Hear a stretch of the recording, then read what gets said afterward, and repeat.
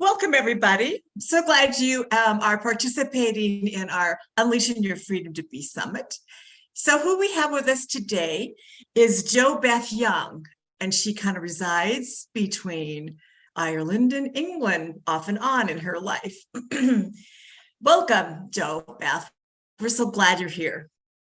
Thank you, Sheila. It's lovely to be here, and thank you for inviting me as well. It's really lovely. Absolutely. Absolutely. So a little bit about Jo Beth is I want to, first of all, indicate how much she is she's a musician. She's like a singer-songwriter. She plays multiple instruments. She writes scores. She produces, and she's done all this wonderful stuff throughout her life. And we're not going to focus on that today, but I just want you to know that as we are going through our interview and her life and what she's been about, remember that in the midst of all that we're going to talk about, she's also been this incredible musician. The other thing that she's done in her life that we're going to get into as well is she's had like a thriving alternative therapy practice for many years. And you'll understand how she's brought different things into that practice, but that's what she's also done. And the biggest part of our journey here today is really going to be, we're going to explore what it was like for her to search and find what spiritual truth was for her. That's been a theme driving her through her whole life. So without further ado on that, Jo Beth, why don't you tell us a little bit about what set the stage for you as a child and this quest for searching and understanding? Thank you so much. Well, it's a long story, so I'm going to really try and solidify it here for you. So I would say I've always been a spiritual seeker. In my childhood, I went to a Church of England school, so I was very aware of Christian religion when I was very young. But my family was, I'd say, a lot more open-minded. My mum's family were involved in the spiritualist church. And living out in the country, it's always a bit pagan as well. You'll find that a lot out in the English countryside. So it was a real mix of philosophies and spiritual ideals. And I had a lot of challenges in my childhood. I always sang, and I found a refuge in singing. But I would say that those challenges, they led me to really seek what is the truth, why are we here, and where can we find the love and healing that we're craving, even at a young age. So when did you leave home? I left home at 15. I say left very lightly. I was actually really thrown from home for being extremely rebellious. I was still really a child. At that time, I was very, very young. And that has definitely had a major impact on me. And anyone listening that's been through that experience will know, that's a lot sometimes to configure in your life, especially as you're getting older.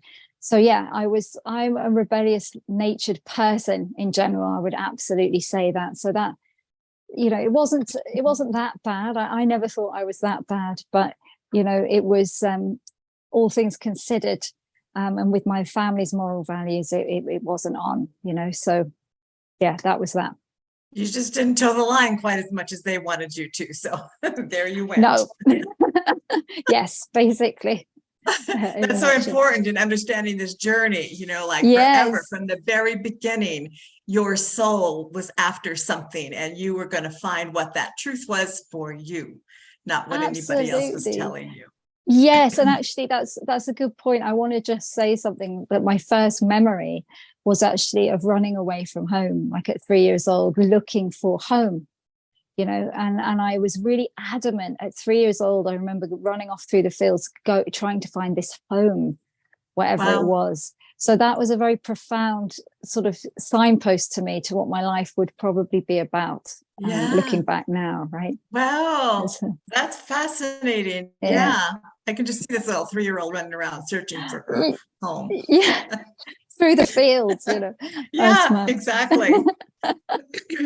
Well, so then let's move on to, you've left, home, and you've been kind of like on your journey. And let's talk a little bit about the different, I want to call them modalities and teachings and stuff that you actually explored and then brought them into your business or practice. I guess that's a better way to say it, because it was always in this alternative therapy stuff. But I think it would just be really helpful for all of our viewers to know, kind of your journey and how you actually chose searching one thing, found stuff, brought that into your practice, then found something else. So it was a continual evolution of how you developed all the different things that you did in your practice.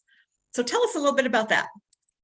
Okay, so it was such a varied spiritual search in my past, so I'll run through it as succinctly as I can. Before, even when I was 15, I was into crystals. All of us did tarot cards and stuff like that when we were quite young. Probably did some things that really were, a bit scary looking back on it now. But it was when I was 18, a moment for me that was life-changing, was picking up a book on Buddhism and, really relating to it and thinking, this is how I've actually thought all along, and finally I've found something that resonates with that. So I spent, a lot of my 20s learning so many things, herbalism, crystal healing, folklore. I've always been obsessed with folklore and symbolism, goddesses, all this kind of thing. So I really, I was always on that path of trying everything, really experiencing it, trying to be discerning along the way.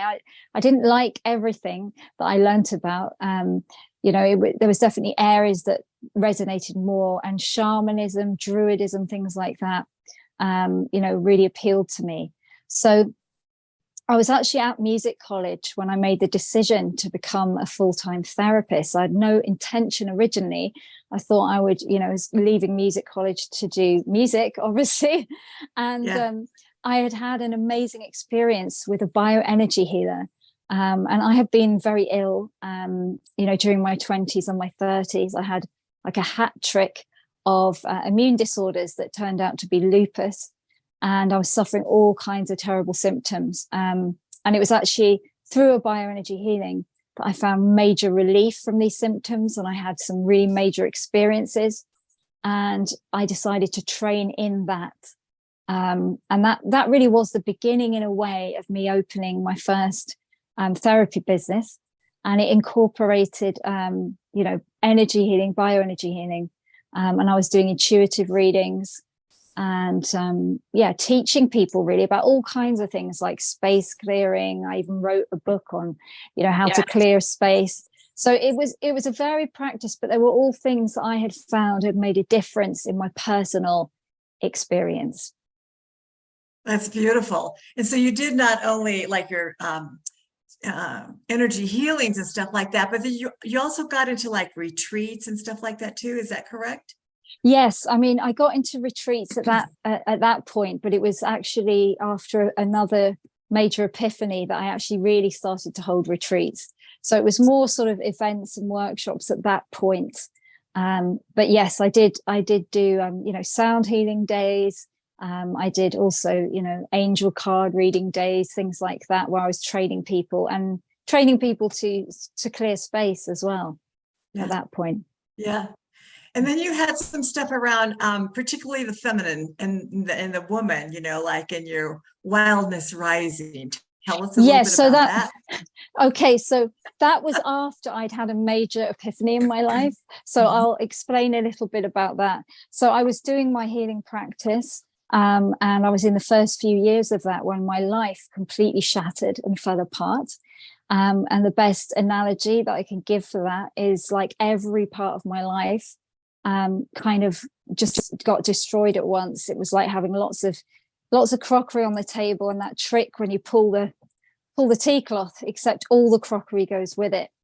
And it affected absolutely everything in my life. My marriage ended, I lost any income. I was very sick.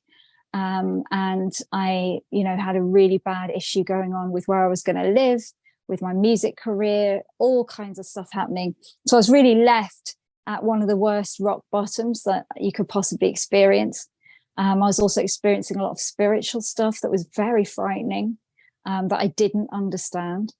And this was a few years into my practice. So at this point, I thought something's gone wrong. You know, I'm doing all this work. Why is this happening? And what am I missing at this point? So it was during that time, and this is kind of important to say with where I go with my work next. So I kind of have to explain this bit. But at that point, I really realized that, you know, I must be stepping out of line here somewhere, because my life is not manifesting the results that you'd expect someone with my kind of practice to have. And I was very sick. I moved back to England, so my parents could actually take care of me. That's how ill I was. And I ended up in Glastonbury having a profound moment, where I went to the Magdalene Chapel, and I knelt my head on actually the sort of the altar step of the chapel. And I was so broken at that point. I was so heartbroken and broken in my life that I just said, look, Lord, you know, I don't know how to drive this car. I was like, look, God, you know, I hadn't really, I think, ever called out to God before. And I just said, look, God, I don't know how to drive my life. I'm like a drunk in charge of the wheel of my life. And through all my best intentions, all my best learning, all my best wisdom, all my best practice, my life is falling apart and has fallen apart. And I just said, please take the keys to my life. You drive. That's actually what I said. It was like, you drive now. That's beautiful. You know? Yeah. And I'll do what you ask me to do, whatever you want me to do. And at that moment, when I sat up again, I had an amazing, what some people might call an awakening. And everything in me shifted. I felt absolutely loved. I felt like this complete epiphany of love through my body. I felt all my bitterness go, all my anxiety, all my, everything went at that point. It was like, I felt like a child who was just going to have to learn how to live again from this point.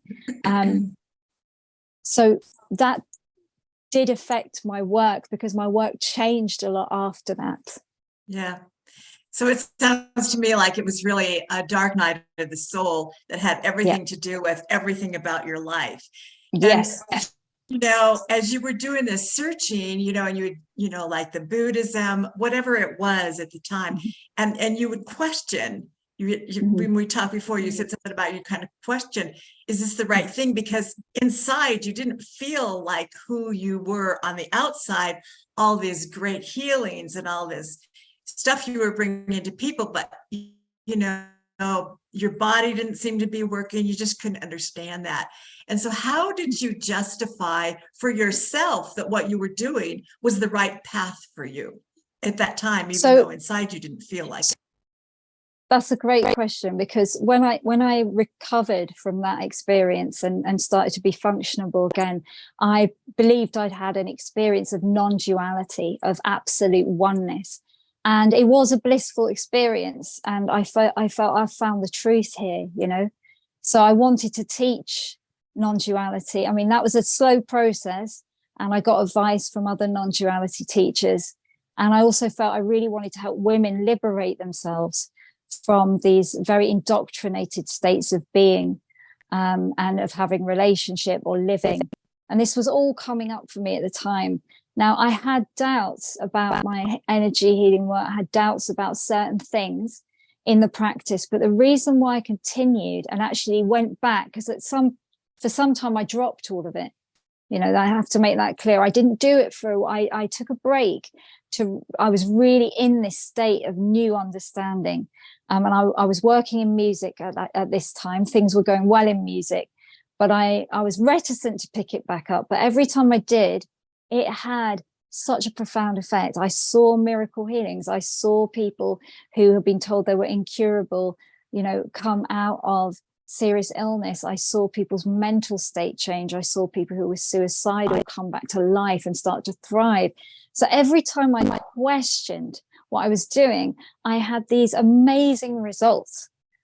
So that's what I judged it by. I thought, well, if I'm providing a service that is initiating, and I want to stress this, I never thought it was me. I never thought I'm this amazing healer or something. I never thought that. I just thought the practice that I did facilitated some sort of healing, whether it happened for them alone. So that was my standard. My standard was the results are good. So regardless of my doubts, regardless of the little voice, and also, the advice I was getting at the time as well, which was, you're just blocked. That's why you're doubting yourself, it's something to do with a past life, or it's something to do with this, that, and the other. So then you just doubt yourself even more and carry on, if that makes sense. Yeah. You just need to clear yourself and it'll all work okay. Exactly. Because there was such a dichotomy, it sounds like, between what, this energy work and all the stuff that the practice can do, and all these people, you saw this great healing, you had all this thriving business, people were seeking you out. And yet inside, that isn't really what you felt like. That's what I'm hearing. It was like this. So there was like this, like, what's going on here? What's going on? I totally understand that. Yes, totally like a little, and it wasn't, it wasn't enormous. It was just like a little grain of sand to begin with. It was just a little doubt. It was like, what is this? Why is this rubbing me all the time? And what is it that isn't sitting right here? And then it just sort of grew. Yeah. Wow, that's so fascinating. There's one there's a couple of specific things I want you to talk about in this journey.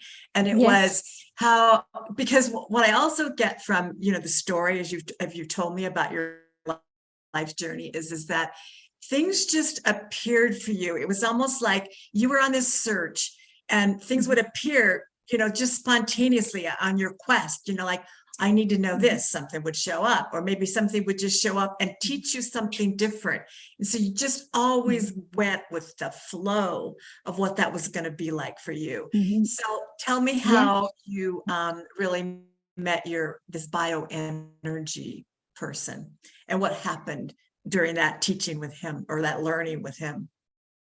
So when I was training in bioenergy, which was before I'd had this awakening experience, so this was right at the beginning of me doing my practice. When I met him, he was, a real master of bioenergy, and I was training with him. It was very extensive, and he was someone who'd, trained with Qigong masters in Asia. He'd had a remarkable dedication to his work and was very thorough and brilliant at what he did. And it was long days because he was extremely thorough. And I really loved that about his dedication and his gift. And we all felt very lucky to be training with him. But about halfway through the training, he disappeared and stopped the training. And we just wondered what on earth's going on. I think it was about a year long, of the training that we did.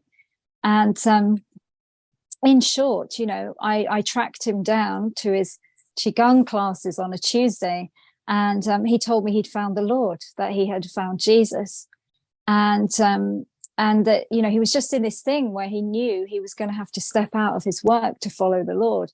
Now, I was so shocked. I was horrified. I felt, I thought he'd lost his mind because of, personal things that were going on in his life. But he was completely on fire with this, and he sat in my car outside to tell me about it. And then he said, I'm going to pray for you. And it was pouring with rain. It's like an Irish evening. And he got out of the car, knelt down on the pavement in a pouring rain and prayed for me. And I was cringing inside. I was so resistant. I thought, this poor man actually has lost his mind. But I also felt, I think, slightly betrayed, because it's like, look, this is the way. To me, bioenergy was the way. It was like, well, how could you give this up? And he was so successful in his work. I think at the time they were going to make a film about him. So I had no idea why he'd want to walk away from all of this. It was so shocking to me.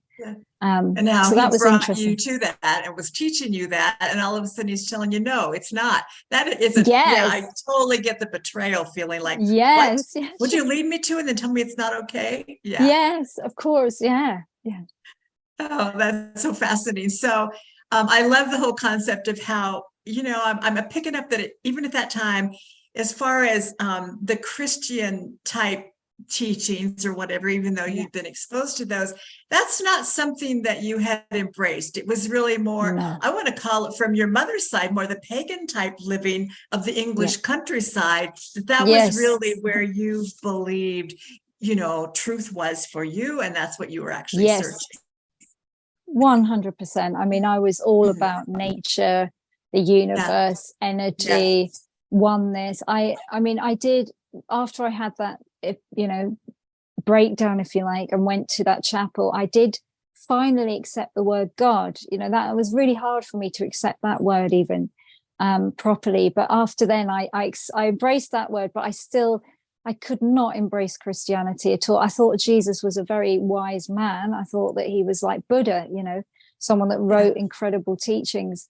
But no, I just thought it was an outdated, old-fashioned kind of crutch for people that were weak and hadn't found the truth.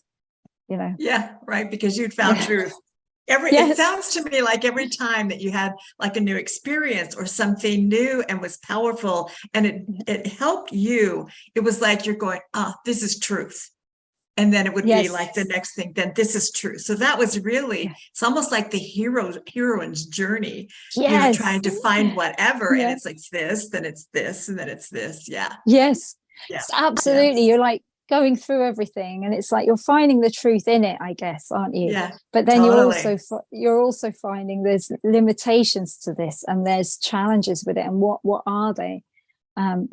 So that's a good way of putting it, for sure. Another thing I just love is that we always hear today that you need to be your own guru, and that it's really nobody else can. It's really inside of you. You have to find that, but you have these different teachers or different whatever that you go and you can learn from. But at the end of the day, it's really about what's inside of you and what resonates with you. And so you are a wonderful demonstration of exploring and, seeing new things and checking things out on your search, but you're only going to do that which resonates with you. And when that resonates with you, now you're bringing that into your life and you share that with others. It's a beautiful demonstration of your whole life. Thank you. Doing that. That was definitely my journey up till the end point so far. Absolutely. It was all about that. For sure. There's another person that I want you to tell us about, and it was this iconographer. I didn't even know what the word was when you first told me what it was. So I want you to tell us a little bit how you got in connection with that person and what that was for you. So when I was in that chapel that day where I had this amazing awakening, I want to call it experience, the Magdalene Chapel in Glastonbury. Yes, when I got up, there was a woman standing at the door, and she'd seen me in there. I was completely alone, and she said, "I don't mean to be rude. I'm sorry. I just happened to see you here, and I think you need to go and speak to John." Now, imagine I've just silently prayed to God to take my life over, and I've silently told him I'll say yes to whatever you want, and immediately after, a woman's appeared at the door saying, "You need to see John." So I'm like, yes, I'll go and see whoever you want. So it was a really amazing experience. And John was an iconographer, so a painter of icons of saints and biblical characters. And he was down at the almshouses, and I walked into this room. There's this little elderly man, sitting there working away, and these amazing, beautiful icons are on the wall. And I had such a feeling, or an experience, I want to say, of the truth of those icons. I felt like they were windows. They weren't just pictures, they were windows. And I felt that the saints and Jesus and Mary and all these beings from these were coming out of these windows towards me. And I cried. Yeah. I cried with the emotion and the realization of that. Wow. And John started speaking to me. He also got really tearful and asked me to study with him. So actually, after I had this experience, I studied with him for a little while. And it was an amazing experience. He told me all these biblical stories of the saints as well. And he took me to lots of church towers to see the bell ringers that he was part of, and to actually climb up the steeples and touch the bells and, see all the prayers that are engraved into church bells. I didn't know they had prayers. they've all got prayers written in them. I didn't know that either. But I could see he was kind of trying to veer me towards some sort of Christianity. And I was really, I was very grateful, and I loved the stories, and I loved the analogies and the parables, but I had no interest in going down that road. So it was an amazing experience, Yeah. Oh, that's great. That's wonderful. Well, so then there's kind of been like another side of the journey for you as well. So, you kind of had this whole like dark night of the soul that, took your world apart, your external world apart, and all that, your physical body, your mental health, even everything, it was just like it crashed, and you built that back up again, and all these other different practices. It was another journey. But then there was a time when there was sort of like another dark night of the quote soul, but this time it was really about not that external stuff, but it was an internal war. Before it was you and outside like this. Now it's like you and inside you, like back and forth with what your soul was. So tell us a little bit about that journey, because it gets a little deeper. Yes. So sort of a few years back now, I was experiencing some major challenges in the outside world still. But not in every area, so it's a little bit different, not the same as what happened before. And I started to, during that time, have a realization. There's these repeating patterns going on in my life, and I've done every therapy imaginable about these things, but it seems to be the same kind of thing that shows up. And I had this awareness that it wasn't really the people that were being the instigation of this problem. It was more that there's one energy that is influencing people in the world that is causing this kind of behavior. And I came to the realization, this is completely alone. I really want to stress that this is no teaching. I wasn't reading or studying, and that's why it was very profound. This happened in a very isolated way. I became really aware that evil existed. And, that for me was very hard pill to swallow. I believed in oneness. I believed in shadow and light. I believed completely that there was no such thing as evil at all, that actually it was just, ignorance and levels of consciousness, and that people awoke, it was all about their personal awakening. But it became so clear to me at this time that I had been very mistaken on that front. And that was such a shock to digest. And I then became aware, not aware, I want to say I questioned then, well, if evil exists, maybe the other things that are the opposite of evil must also have truth to them in the same way. Yeah. So this marinated with me for a while. And what I became aware of, I was studying lots of different things. I was actually doing Shaolin Qigong at this time as well. And there was two major changing points. One was that I realized that even though my outward life and my work and my practice was all about love, it was all about healing, it was all about these areas of life that were very true to me. Don't get me wrong, they were very real and true to me. I felt my integrity and inner world was slowly corrupting away. Now, no one could have really majorly pointed at me and said that this was happening. As you said quite rightly, it was internal. And I started to realize that my moral boundaries, my moral values, all of these things that were once intact were eroding and eroding and eroding. And I was really beginning to realize something's going on here in my soul. I am crossing lines in my soul that I never thought. Give us an example or two of that eroding of moral principles that you come to realize, if you don't mind sharing a little bit of that? I think it's really important because people really get this then. Yeah, I mean, it is very personal. So I'll try not to keep it, too much in that way. But I would say, some things that I noticed, for instance, was, I did have anger and bitterness towards people, and I wasn't acknowledging it. I just felt that I was a kind, reasonable person, that I didn't have these things going on. But it started to surface up, and I realized that I did have these, I did have resentment. I didn't always wish people well.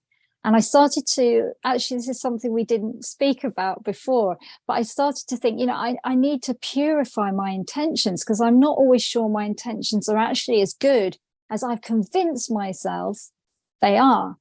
And relationship wise, I had an idea of the kind of the relationship that I would always want, but I was just getting further and further away from that morally. I was going into a relationship wilderness at this point. Of boundarylessness, and thinking that it was enlightened, thinking that was actually being a much more conscious person in a relationship, but realizing that no, I'm traversing into some very dangerous waters here. So things like that would be a good example. It's almost like oneness, the concept of oneness, where there's just, it's boundaryless, and you just are, and the isness was really crossing over into what you held to be morally okay inside innately. Yes. So that was, you got to explore that, it's like, no, that's not okay. That is not what, for you, the real oneness is about, but that's another learning, it's another edge you had to go and explore and to decide that's not okay with me. It wasn't okay. And I think the other interesting thing is it was so confusing to create boundaries. It was so confusing because once you've opened up, and this is it, you've opened up to this idea of anything goes. And I was teaching retreats at that point, women's wildness, and, all about freeing the divine feminine and freeing ourselves from these patternings. So my work was all about letting go of those things. I had worked on boundaries like you wouldn't believe. Don't think I hadn't done anything about it. I had done eons of work around boundaries and therapies and stuff, but it didn't matter. It didn't matter what I did. There was an internal eroding, and that's what I want to say. It was a subtle. It's not like overnight. And I started to say, where's my integrity in all of this? Where is my integrity, and where's my morality in all of this? And that then escalated. Yeah. Such a journey. There's one other place that I would like to explore that becomes a little bit deeper as well, if you're willing to go there with me. And so it was really about, and I'm bringing this up because I just know in my journey, I have come across several people that have had this experience. And, it's still like, what do I do with that? How do I deal with it? What do I do with it? Why is it happening and stuff? And so I want to talk a little bit about that. And that really has to do with, like the darker energies that were also starting to exist and get worse and worse and worse in your experience. Like, talk a little bit about some of the personal, individuals that were coming into your life, and also some of the, I want to call it psychic phenomena that was also coming into your life that was, not good for you.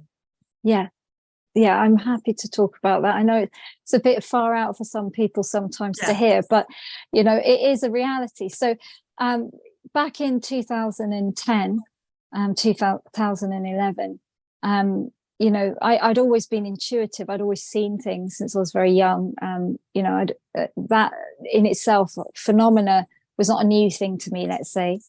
But during that time, especially when I was first getting into energy healing and all of these other things, through some experiences, I had some absolutely horrific experiences of entities, of things I had no idea existed. I was living in fear at one point of the things that I was seeing, and real psychic attack. Now I've had sleep paralysis when I was young, but it really went up to a new level, not just getting pulled out of the bed by my ankles, but actually getting pulled out of my body, which is a very terrifying experience.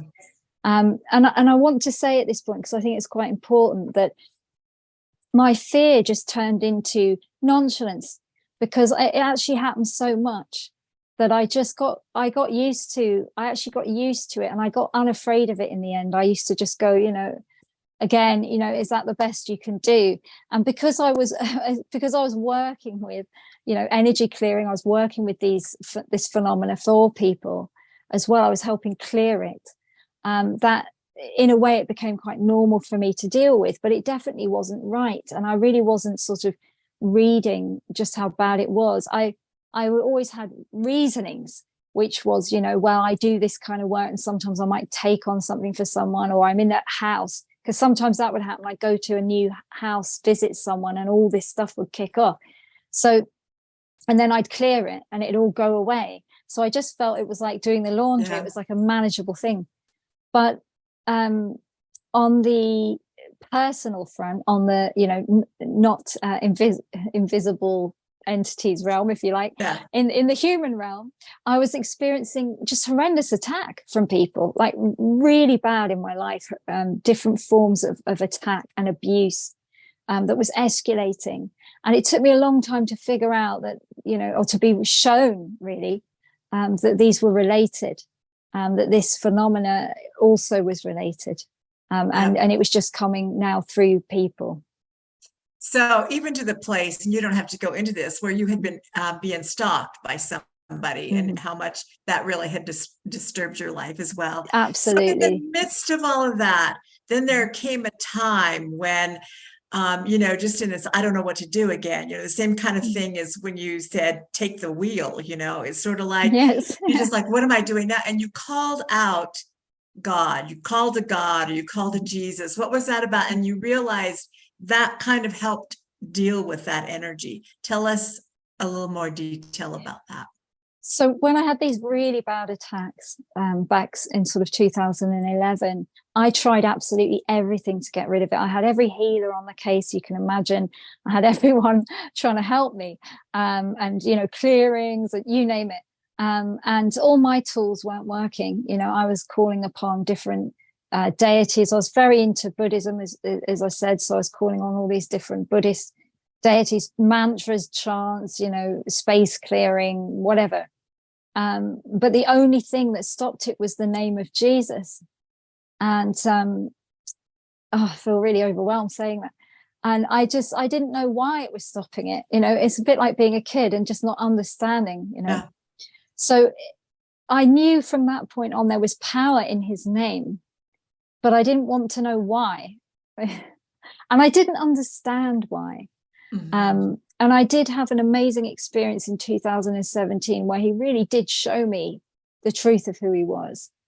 And he really did show me something very beautiful that I may, could I share it? Would that be okay? Absolutely. So, absolutely. In 2017, when I was in the middle of some of these very difficult situations that I'm talking about, I was heartbroken. I went through a severe betrayal, like professional and personal betrayal, that felt like it was going to kill me. It was that seismic. And I was absolutely broken in that point again as well. And I went to Buckfast Abbey, which is a beautiful abbey in Devon. And at the end of the abbey is a room that is a private chapel, and you're asked to be quiet when you go in there. And there is a gigantic window. Well, it's not a window. The whole wall is actually a beautiful stained glass of Jesus with his arms out like this. And it's really mind-blowing to see. And I'd always loved that room. Again, I'm not religious. I'm just going in there because I like these things and I'm fascinated. I like religious art and I like the ideas of it, but not it, right? So I went in there that day, and as soon as I sat down there, it was empty, unusually. And I could not stop crying. Suddenly, this wave of heartache and grief came out of me, and I was completely destroyed. And my whole body was crying. That kind of snotty, terrible crying that you can't stop. And the ugly cry. The ugly cry, like ugly cry on steroids. It was so overwhelming. And these two monks came in, to get everything ready for mass. And the back of my head, I was going, please, Jo, just shut up, just stop. It's so embarrassing. And I couldn't, I just couldn't do it. So, and they were, brilliant. They've probably seen it a million times, but off they went. And in this agony of I just couldn't understand what was going on, and the rejection and the abandonment and the betrayal. It was just so deep.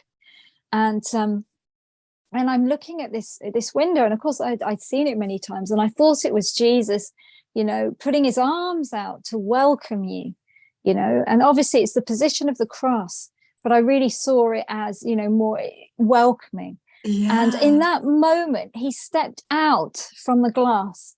He came out from the glass and he showed me that he was standing between me and this other person that had really, hurt me on such a dramatic level.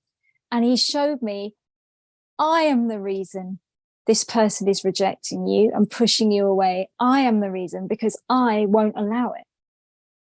I won't allow it. I won't allow you to be with them. And what you're experiencing is me protecting you. Wow. And my crying, just like a tap, just went poof. And I was in absolute shock. And I knew it was true. I knew with absolutely every fiber of my being that was true. And I suddenly went from the worst agony in my life to the biggest awe and gratitude. And I was like, thank you. Yeah.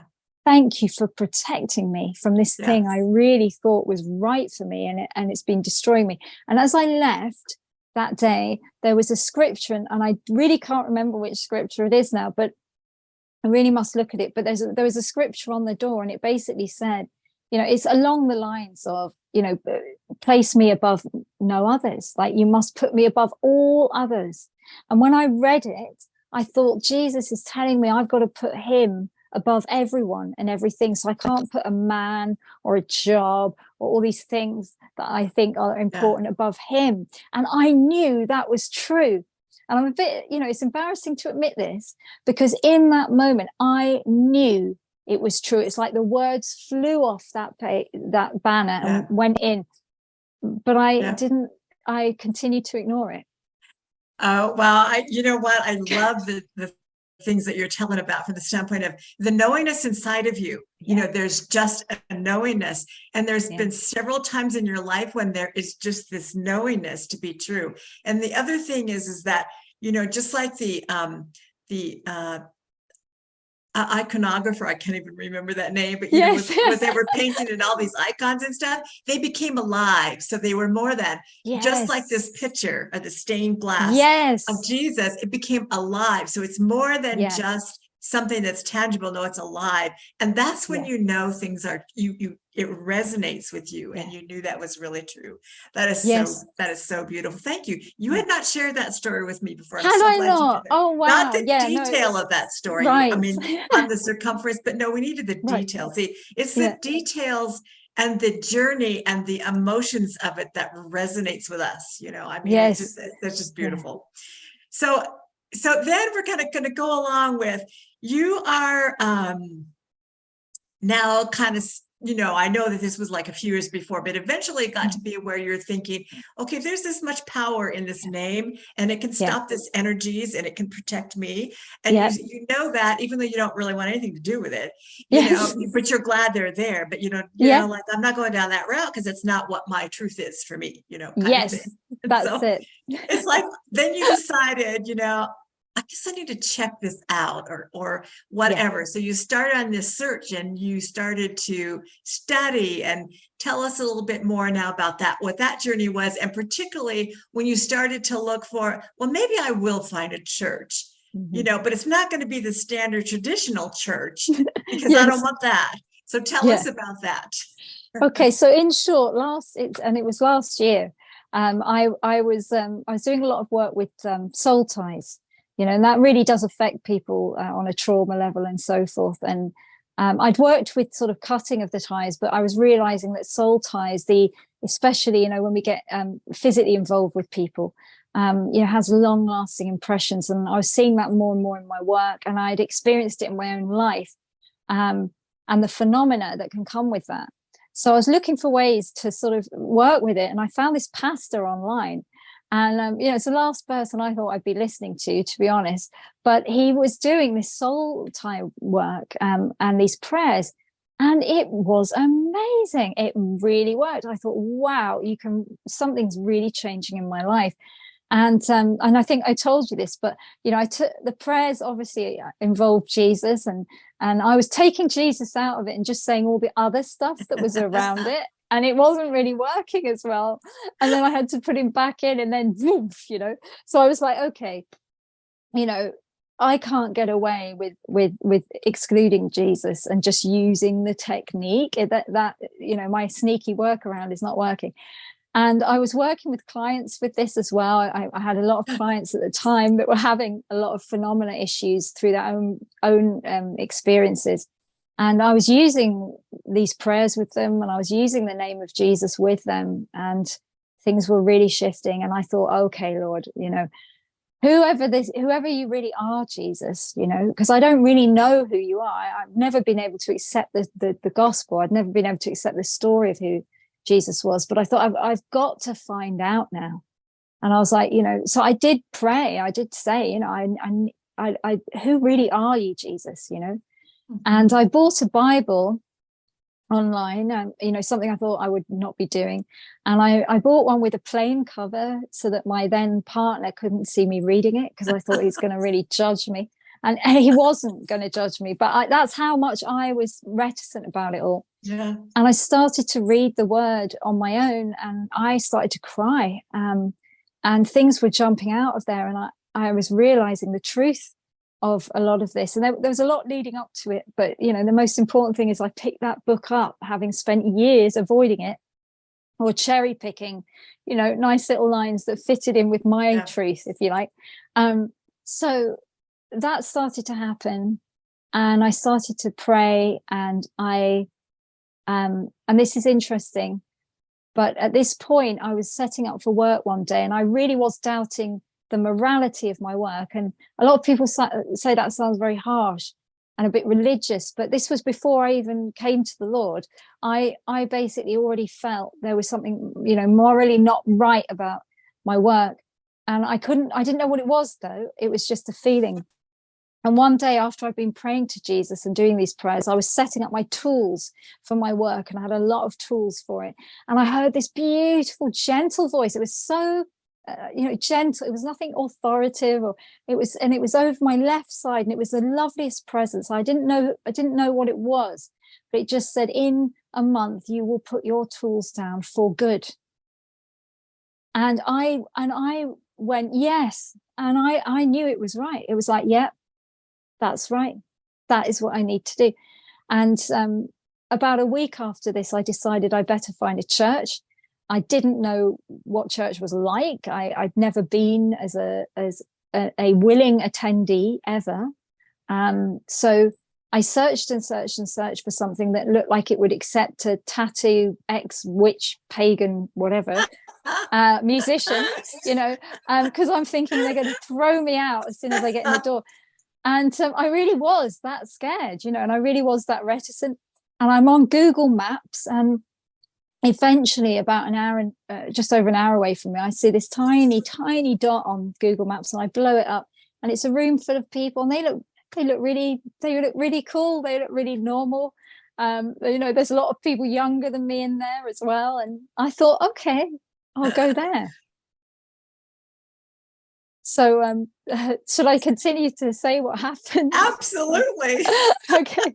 So that Sunday, I get in the car and I go down there, and I am nervous. I'm not going to lie about that. I was nervous, and I thought this could be an absolute disaster for someone like me. This could be, I don't know what I thought they were going to do. I think I thought they were going to judge me or indoctrinate me, or, you know, try and shut the door, make me a member like a cult or something. I don't know. Yeah, shut the door and lock me in.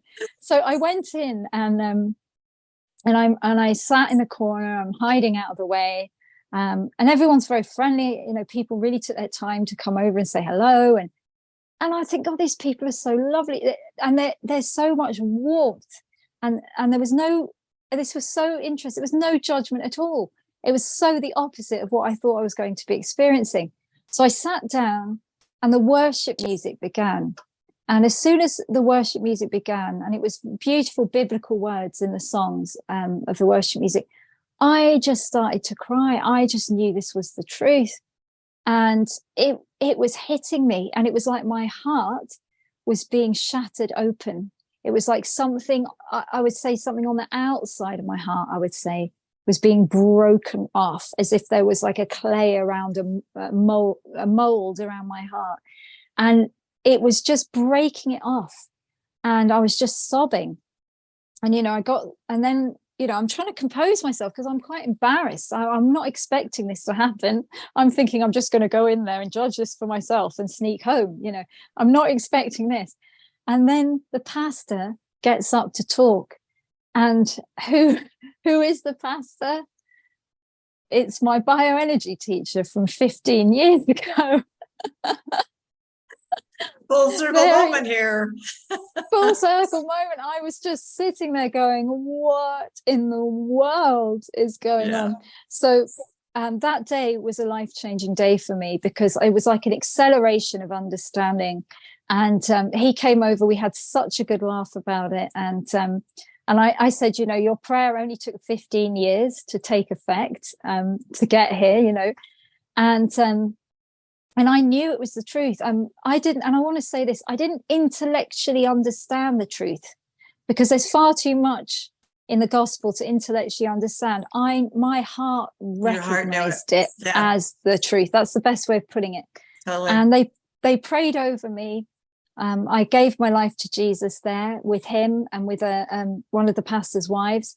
And I had the most incredible experience that I'd never had before, which is I felt like as they were praying over me, as I was saying, I accept you, Lord Jesus, as my savior. I accept my need of a savior, because that was another thing. Right. I never understood. No, not at all. So that was a big thing to realize. And as that happened, I felt this warm oil kind of go. It's like someone dripped this warm oil on my head. And it was the most beautiful feeling. It was like honey and nectar.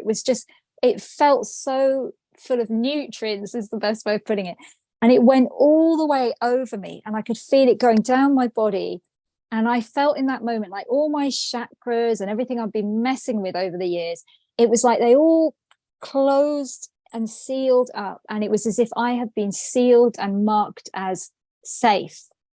Now, at the time, I did not know what that meant. And I remember getting in my car after and thinking, I'm safe. And it was some months later when I read in the Bible that it actually says that. It says, I will seal you. When you come to me, I will actually seal you and I will make you safe. So that was mind-blowing because everything that I experienced was actually already in scripture and I didn't know. And you didn't know that intellectually. It came to you embodiment-wise before you even knew that it exists. Yeah, totally. That is so beautiful. That is just so beautiful. Oh, yeah. So we're getting a little bit pressed for time, so I'm going to speed us along a little bit here. Yes, sure. But I want you to, I guess one of the things that I want to make sure that, our audience really understands is that whole warm oil stuff coming over. It was almost like sealing up all the places from your exploration of oneness and openness that had opened up for you, that had just kind of like sealed it and closed it for you. And the safety that you felt from that perspective. I want to make sure that everybody understands that piece of it. Yeah, that's very poignant. And absolutely. It was like all that stuff I've been opening into and it was all sealed up and I was safe from. Yeah, you felt safe for the first time in many years. I think probably the first time in my life, spiritually. Yeah, totally. So when you think about this journey, there's like 2 or 3 things that what were the most valuable things that you learned that just kind of span the whole thing? Tell us a couple of those. I think the most valuable thing I learned, really looking back, I mean, I'm going to say like seeking, sacrifice, and surrender. Now, I don't know where that's come from because I've just only thought of that in the moment that you've asked me. But I would say that those are the 3 things, is that seeking is a positive thing. Never to give up seeking in a way, because, life is not a static situation. It's a growing. And also there are sacrifices to that seeking. When I came to the Lord, I gave up my business. It was completely thriving and I gave it up with no safety net. I didn't have any savings. I don't come from a wealthy family. I didn't have anyone to support me. So that was a massive leap of faith. And that comes back to the third one, which is surrender. Yeah. You know, so surrendering your unknowing, or surrendering what is holding you back from finding more. Because sometimes we don't want to find more, because we know if we do, and I don't know, you've probably experienced this in your own journey, but there are points on the path where you know there's something more, but you're a bit afraid to go there, because you might have to sacrifice something, and you might have to surrender to find out what it is. So those were my real learnings. Totally true. You have to be willing to let go, to let something else in, you know. And there's a lot of there's fear and intrepidation about that, because you don't know what that's going to mean. Yeah. Yes. And the other thing I want to make sure that you bring up is that you realize that your whole searching and your journey, that it was always there. It was always there. You just couldn't see it. You know, it's kind of like right in front of you, but you know, it's like you just can't see it, you know. And that's true probably for everybody, you know, like the answer is probably only it's within our space, like a but tiny... we don't get it. Yes, that's brilliant. I mean, there's two things there. One is that when I came to Christ, I realized he'd been actually chasing me all my life, and I was absolutely floored with humility by that. Because I look back and I could see every moment in time since I was a child. Yeah. I could see every moment in time where he'd gone, Jo, are you coming with me now? Are you coming with me now? Yeah. And I'm very stubborn.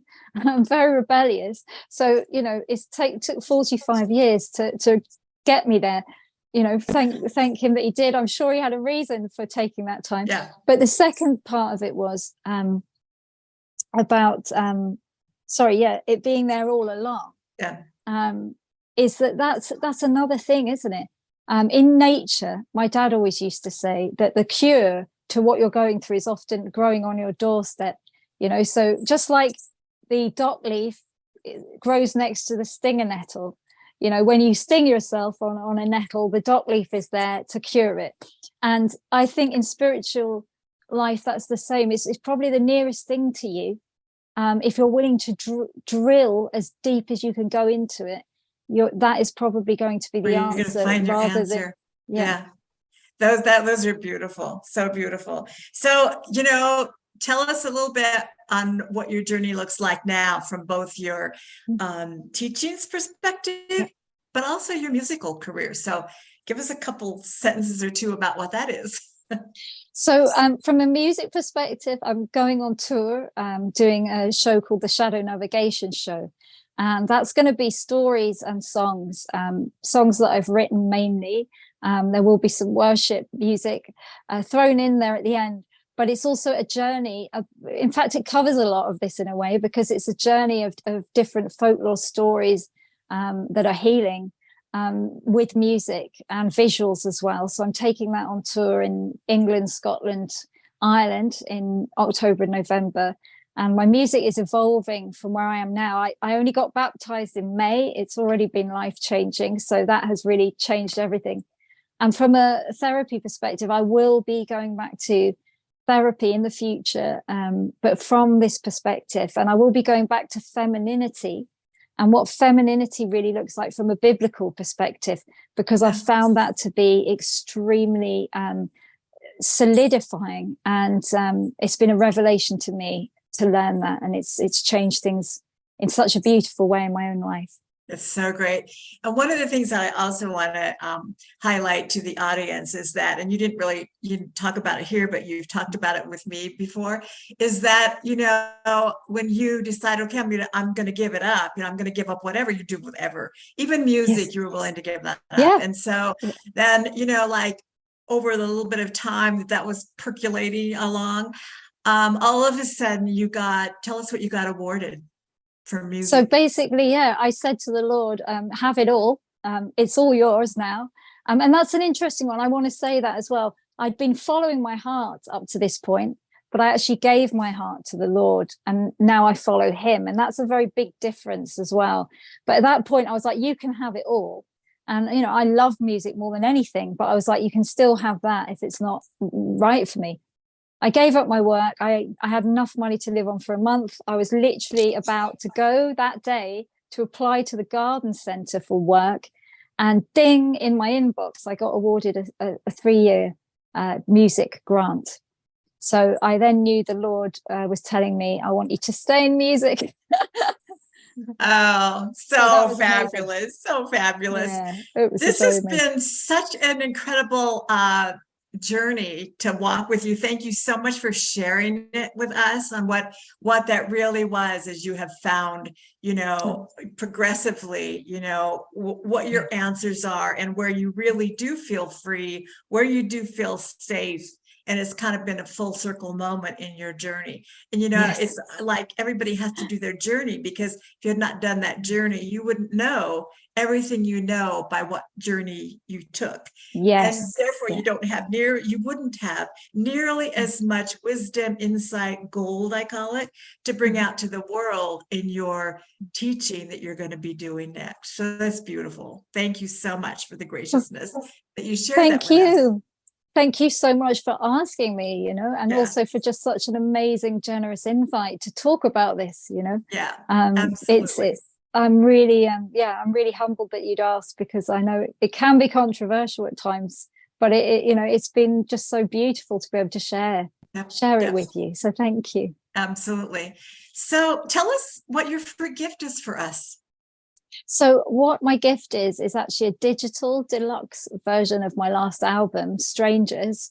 So it's the MP3s of the album, but it's also a book which has some things about the album in there. It has all the lyrics in there, some dance remixes as well, and some of the artwork from the album. So it's like a little digital package. It has a few extras in there. Oh, that sounds so delightful, so delightful. Yes, and we will be, those of us who are in the States probably aren't as aware of all your touring and stuff like that. Yes. But we will stay in touch with what that looks like. And I'm sure those in Europe, will be really aware of your tour and all the things that are happening. So thank you. All right. Well, thank you again so much, and the best to you and your touring and all the stuff that you're doing going forward. Blessings. Thank you so much. Bless you. Thank you. Bye, everyone.